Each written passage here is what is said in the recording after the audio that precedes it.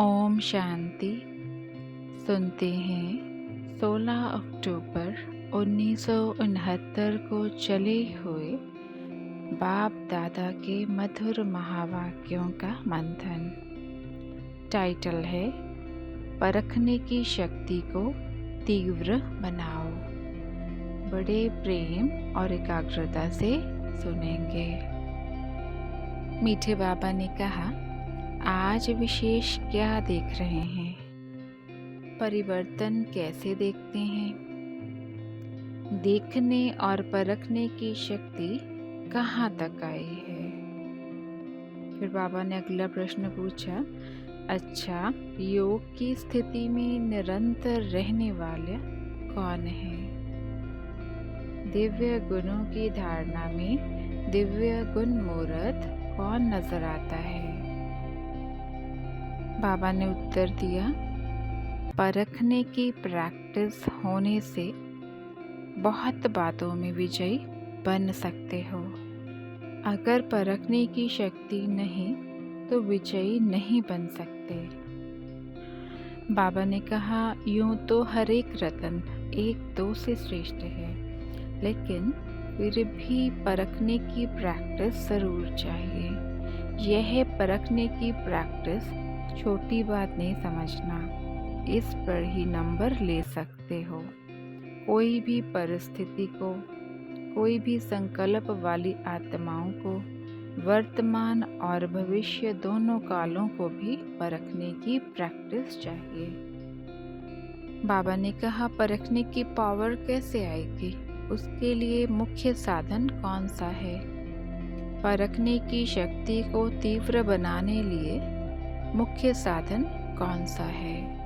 परखने का तरीका कौन सा होना चाहिए? तुम्हारे सामने कोई भी आए, उनको परख सकते हो? बाबा ने कहा, रहस्य तो एक ही है, अव्यक्त स्थिति व याद व आत्मिक स्थिति। बात तो वही है, लेकिन आत्मिक स्थिति के साथ साथ यथार्थ रूप से वही परख सकता है जिनकी बुद्धि में ज्यादा व्यर्थ संकल्प नहीं चलते होंगे। उनकी बुद्धि एक की ही याद में, एक के ही कार्य में और एक रस स्थिति में होगी। वे दूसरे को जल्दी परख सकेंगे।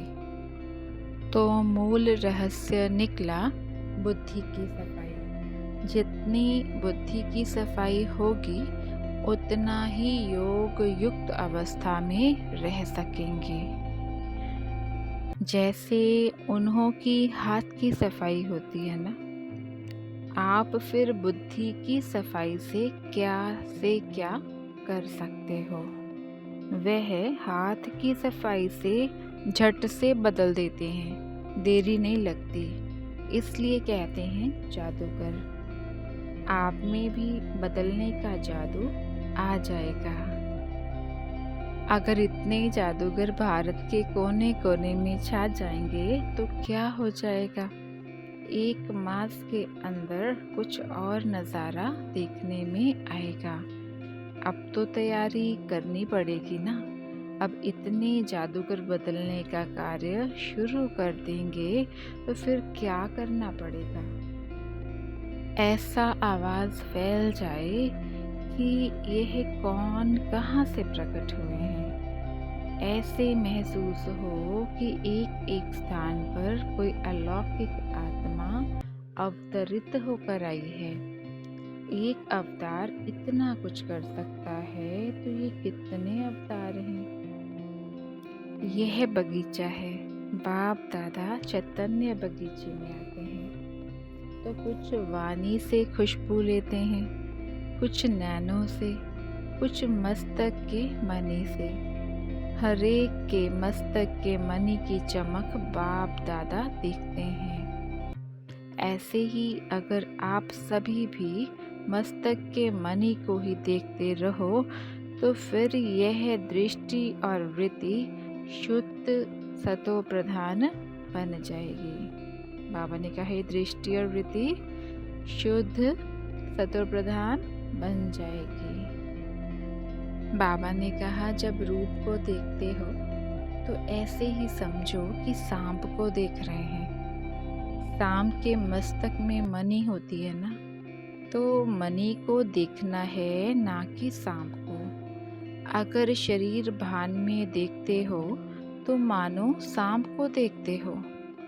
सांप को देखा और सांप ने काटा, तो सांप को देखते हुए भी सांप को न देखो, मणि को ही देखो। अब सुनते हैं मुरली के मुख्य पॉइंट्स। परखने की प्रैक्टिस होने से बहुत बातों में विजयी बन सकते हो, इसलिए परखने की प्रैक्टिस जरूर चाहिए। दूसरा है, जिनकी बुद्धि एक के ही याद में, एक के ही कार्य में और एक रस स्थिति में होगी, वे दूसरे को जल्दी परख सकेंगे। तीसरा पॉइंट है, जितना बुद्धि की सफाई होगी उतना ही योग युक्त अवस्था में रह सकेंगे। चौथा पॉइंट है, आप सभी भी मस्तक के मणि को ही देखते रहो, तो फिर ये दृष्टि और वृद्धि शुद्ध सतो प्रधान बन जाएगी। ओम शांति।